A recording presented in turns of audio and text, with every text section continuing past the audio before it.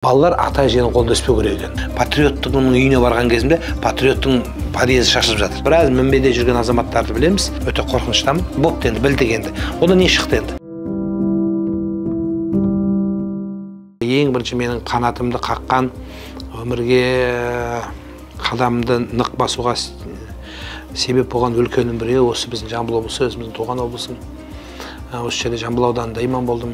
Халықтың ішінде имам молда тек қана ұрысып қатты айтатын адам болып қалған бір. Жастарға ұрыса бергенше мүмкін солардың тілінде, солардың деңгейінде тұрып, кішкене қалжыңмен айтқан өтімді болды ма деп ойлаймын. Бұрынғының барлығының тәрбиесі қазіргі балаларға сіңбейді. Бұл өмірде балаға ең жақсы тәрбие ол оның ата-анасының тәрбиесінен бұрын өзінің тәрбиесі және оны Құдай қосқан қосағының тәрбиесі артығырақ деп ойлаймын. Балалар ата-әженің қолында өспеу керек екен. Өйткені кейін сіңуі қиын болады, өз бауырына, өз әке-шешесін қабылдауының өзі қиын болады. Мүмкіншіліктер болды, бірнеше рет.